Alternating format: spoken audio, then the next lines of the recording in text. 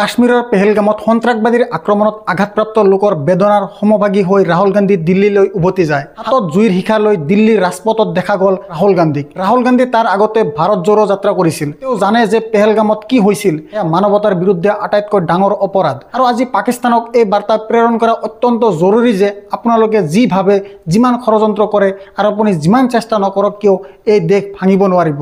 ৰাহুল গান্ধী এই বাৰ্তাৰে হাতত জুইৰ শিখা লৈ ৰাজপথত নামে। আৰু কেৱল ৰাহুল গান্ধীয়ে নহয়, এনে ধৰণৰ বাৰ্তা হায়দৰাবাদৰ পৰাও ওলাই আহিছে। মহাৰাষ্ট্ৰৰ উপ মুখ্যমন্ত্ৰী একনাথ সিন্ধে তেওঁ সেই শ্বহীদ কাশ্মীৰী পৰিয়ালৰ সৈতে লগ কৰিছিল যিয়ে নিজৰ জীৱনৰ কথা চিন্তা কৰা নাছিল। একনাথ সিন্ধে পৰিয়ালক লগ কৰি অহাৰ পিছত কি কৈছিল কিছু সময়ৰ পিছত আপোনালোকক জনাম। কিন্তু এই পৃথিৱীৰ দুৰ্ভাগ্য যে আমেৰিকাৰ ৰাষ্ট্ৰপতি ডোনাল্ড ট্ৰাম্প তেওঁৰ প্ৰথম বিবৃতি পেহেলগামৰ ওপৰত আহিছে, কাশ্মীৰৰ ওপৰত আহিছে। কিন্তু যদি আপুনি ডোনাল্ড ট্ৰাম্পৰ বিবৃতি শুনে তেন্তে আপুনি মূৰত হাত দি বহি থাকিব লগা হ'ব।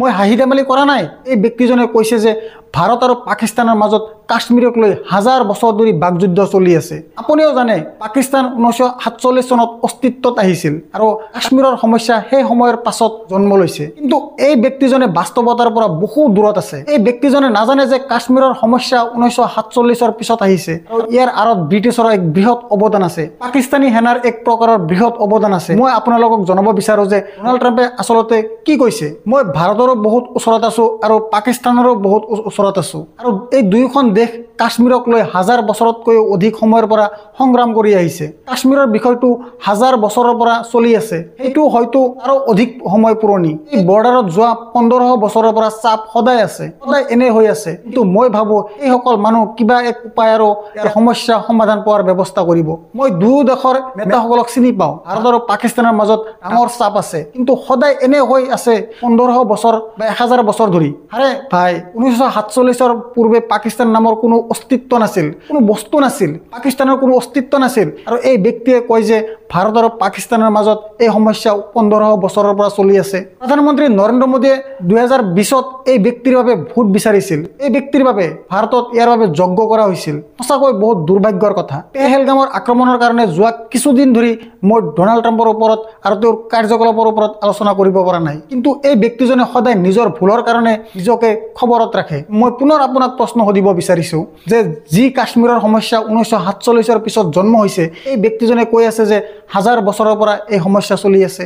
এই ব্যক্তিয়ে এতিয়াও কৈ আছে যে 1500 বছৰৰ পৰা ভাৰত আৰু পাকিস্তানৰ মাজত মতভেদ চলি আছে। এই ব্যক্তিৰ বুদ্ধিমত্তাৰ ওপৰত মোৰ লাজ লাগিছে। এই কথাবোৰ ট্ৰাম্পে কৈছে, কিন্তু মই আপোনাক মনত পেলাই দিব বিচাৰো যে এই সময়ত বিৰোধীয়ে কঠোৰ বাৰ্তা প্ৰেৰণৰ চেষ্টা কৰি আছে। সিহঁতে প্ৰধানমন্ত্ৰী নৰেন্দ্ৰ মোদীৰ পৰা কৈ আছে যে আপুনি মুকলিকৈ উত্তৰ দিয়ক, আমি আপোনাৰ লগত আছো। যেনেকৈ 1967 চনত ইন্দিৰা গান্ধীয়ে চীনক উত্তৰ দিছিল, অথবা 1971 চনত পাকিস্তানক দুটা ভাগত বিভক্ত কৰি দিছিল। কিন্তু তাৰ আগতে মই আপোনাক দেখুৱাব বিচাৰো ৰাহুল গান্ধী কেনেকৈ ৰাস্তাত জুইৰ শিখা লৈ আগবাঢ়ি গৈছিল। আপোনালোকে বুজিব লাগিব যে ৰাহুল গান্ধী যেতিয়া শ্ৰীনগৰলৈ গৈছিল তেতিয়া তেওঁ নিজৰ পৰা এনে কোনো বাৰ্তা দিয়া নাছিল য'ত তেওঁ চৰকাৰক প্ৰশ্ন কৰিছে। এই কঠিন সময় ৰাহুল গান্ধীয়ে বুজি পায়। এই সময়ত ৰাহুল গান্ধী এতিয়ালৈকে চৰকাৰৰ ওপৰত কোনো ডাঙৰ আক্ৰমণ কৰা নাই। যেতিয়া আপুনি জানে যে 26 জনৰ আক্ৰমণ হৈছে, সেই সময়ৰ মুখ্যমন্ত্ৰী নৰেন্দ্ৰ মোদী তাতে উপস্থিত হৈছিল, কংগ্ৰেছ চৰকাৰৰ ওপৰত আক্ৰমণ কৰা আৰম্ভ কৰি দিছিল। ৰাহুল গান্ধী এতিয়ালৈকে একো কোৱা নাই। তেওঁ 2 মিনিটৰ এটা মন্তব্য শ্ৰীনগৰত উপস্থিত হৈ দিছিল।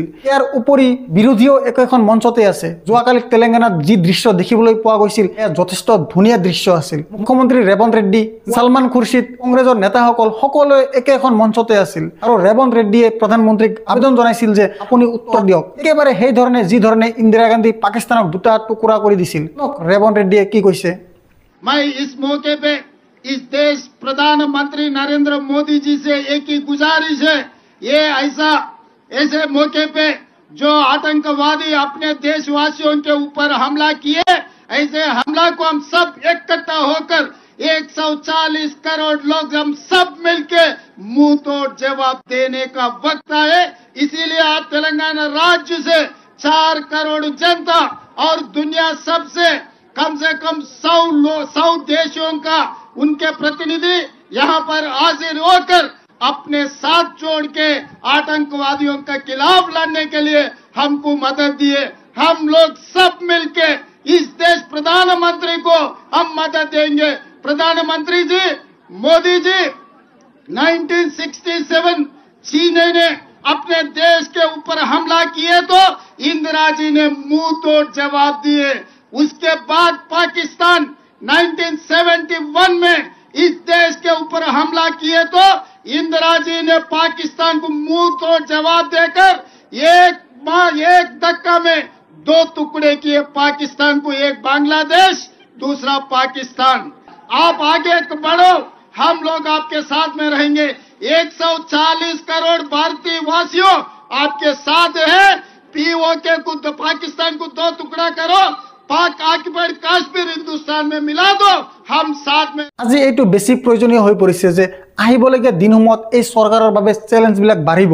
আহিবলগীয়া দিনসমূহত পাকিস্তানক কঠিনৰ পৰা কঠিন উত্তৰ দিয়া হ'ব। বিশেষকৈ এই কথা মন ৰাখিব যে পাকিস্তানৰ যিজন ৰক্ষা মন্ত্ৰী খোৱাজা আসিফ তেওঁ নিয়মিতভাৱে উচতনিমূলক মন্তব্য দিছে। তেওঁ কৈছে যে সম্পূৰ্ণ যুদ্ধ আৰম্ভ হ'ব।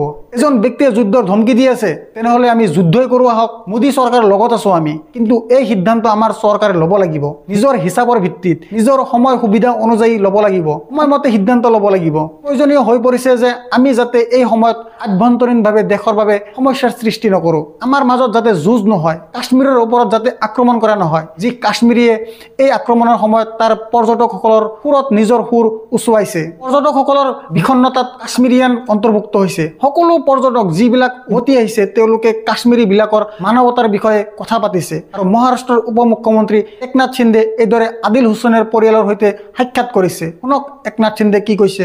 देखिए, वो तो ये जात धर्म की बात नहीं है।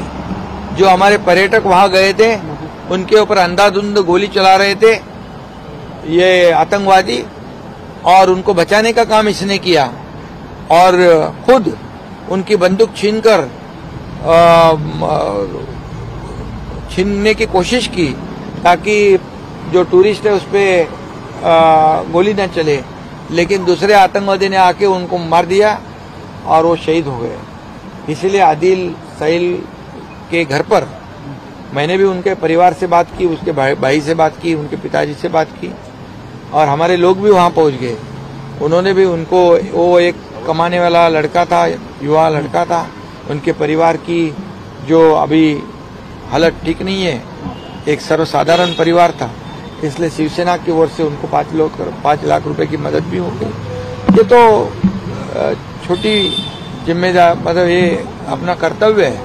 उनका घर भी ठीक नहीं था, घर की हालात भी खराब थी, उसको घर बनाने का अभी निर्णय शिवसेना ने लिया है और ये कर्तव्य भावना रख के किया, क्योंकि जात धर्म मजहब अभी वो भी अपने लोगों को जो यहाँ के जो टूरिस्ट है उसको बचाने के लिए उसने जान गंवाई, वो भी तो शहीद हो गए। আজি বহুত জৰুৰী হৈ পৰিছে যে গদি মিডিয়া নিজৰ চিন্তাধাৰাৰ বিষয়ে চিন্তা কৰিব লাগে। এই দেশৰ গদি মিডিয়া, মই আপোনাক জনাব খুজিছোঁ, শ্ৰীনগৰত ভিন্ন ভিন্ন স্থানত গদি মিডিয়াৰ বিৰুদ্ধে শ্লোগান দি আছে। আপুনি কাশ্মীৰক মৰ্মাহত কৰা বন্ধ কৰক। এই ক্লিপটো ভাইৰেল হৈ পৰিছে, য'ত গদি মিডিয়া সাংবাদিকবিলাকৰ নাম লৈ কোৱা হৈছে যে সাধাৰণ কাশ্মীৰীক মৰ্মাহত নকৰিব। শুনক কি কৈছে। गोस्वामी, रुबैका लियाकत, अंजना ओम कश्यप, अमीश देवगन, हम आपको बोलते हैं ये कश्मीरी नहीं है। कश्मीरियों के खिलाफ नैरेटिव मत चलाइए, कश्मीरियों के खिलाफ एक नेगेटिव प्रोपेगेंडा मत चलाइए। आपको अपनी टीआरपी बढ़ानी है, बेशक बढ़ाइए। आपकी टीआरपी आज इतनी है कि पूरी दुनिया आपको देख रही है। मैंने कल भी बोला, अर्दम गोस्वामी आपका एक बयान कश्मीरियों के लिए परेशानी बन सकता है, और वो परेशानी आज खड़ी हो गई। आपने देखा देहरादून से वीडियो आ गए, जम्मू से वीडियो आ गए, चंडीगढ़ से वीडियो आ गए, जहां हमारे बच्चों के साथ इस्तेसाल हो रहा है, जहां हमारे बच्चों को मारा पीटा जा रहा है। आज हम उसके खिलाफ यहाँ पे खड़े हैं।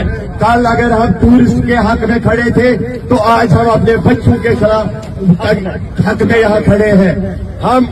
আজি আপুনি জানে কিজানি আন এটা ক্লিপ ভাইৰেল হৈ আছে, প্ৰায় 20 ছেকেণ্ডৰ আজতকৰ ক্লিপ। ইয়াত আজতক চেনেলে কৈছে যে এই আক্ৰমণৰ উদ্দেশ্য আছিল যে এই দেশত 80% জনসংখ্যা হিন্দু, সেয়ে হিন্দু আৰু মুছলমানৰ মাজত বিবাদ সৃষ্টি কৰা। আজতক নিউজ চেনেলে এইটো কৈ আছে। সেয়েহে মই এই চেনেলক সুধিব বিচাৰো, যদি আপুনি ইমান বুজি পায় তেন্তে প্ৰতিদিন আপুনি প্ৰাইম টাইমত কিয় বিষ উলিয়াই থাকে? প্ৰতিদিনে আপোনাৰ কাৰ্যসূচীত হিন্দু মুছলমানৰ বাহিৰে একো নেদেখায় কিয়? এইটো নিয়মিতভাৱে ঘটি আছে, বাৰ বাৰ হৈছে। আজি আজতকৰ প্ৰশংসা কৰিব বিচাৰো। যি কথা ইয়াত কৈছে কিন্তু কথা আৰু কাম কৰাত স্পষ্টভাৱে পাৰ্থক্য দেখা যায় শুনক কি কৈছে आतंकियों ने धर्म पूछकर लोगों को मारा क्योंकि उन्हें पता था कि भारत एक हिंदू बहुल देश है और यहां पर हिंदुओं को टारगेट करने पर उनका गुस्सा पूरे देश में मौजूद दूसरे धर्म के लोगों पर फूट सकता है। इस लाइन को फिर से समझिए, अगर वो हिंदुओं पर हमला करेंगे तो फिर उनका गुस्सा देश में जो अन्य धर्म के लोग हैं उन पर फूट सकता है। आतंकी चाहते थे कि भारत में इस हमले के बाद धार्मिक उन्माद फैल। मैं पुनपुटियाকৈ সুধিব বিচাৰো যে আজতক নিউজ চেনেলে সদায় সত্য নিৰপেক্ষ বাতৰি কিয় পৰিবেশন নকৰে ৰিপাব্লিক নিউজৰ এই সাংবাদিকক আপুনি কোনটি নিউজ দেখি আছে যোৱাকালি মই আপোনাক কৈ আছিলো যে সন্মুখত কংগ্ৰেছৰ নেতা আছিল আৰু এই ব্যক্তিজনে চিঞৰি আছিল যে জম্মু কাশ্মীৰ আৰক্ষী কাৰ অধীনত আছে উমৰ আব্দুল্লাৰ অধীনত আছে এই মূৰ্খ পাগলজনে এইটো জনা নাছিল যে জম্মু কাশ্মীৰত এলজি শাসন আছে আৰক্ষী মনোজ সিনহাৰ অধীনত আছে কিন্তু এই ব্যক্তিজনে নিজৰ অনুসৰণকাৰীসকলক মূৰ্খ বনাইছে আৰু নিজৰ মূৰ্খতাৰ পৰিচয় দিছে যদি আপুনি পাহৰি গৈছে এই ক্লিপ মই আপোনাৰ আগত উপস্থাপন কৰিছিলো পুনৰ চাওক তেওঁৰ মূৰ্খতা radio don't talk to me now one second या क्या बोल रहे हो कैसे हुआ ये कैसे सिक्योरिटी किनके हाथ में है गवर्नर के हाथ में पूरा सिक्योरिटी आती है होम मिनिस्टर के हाथ में आती है कैसे हुआ जम्मू एंड कश्मीर पुलिस किसके अंदर आती है जम्मू एंड कश्मीर पुलिस किसके अंदर आती है जम्मू एंड कश्मीर पुलिस किसके अंदर आती है होम मिनिस्टर के अंदर आती है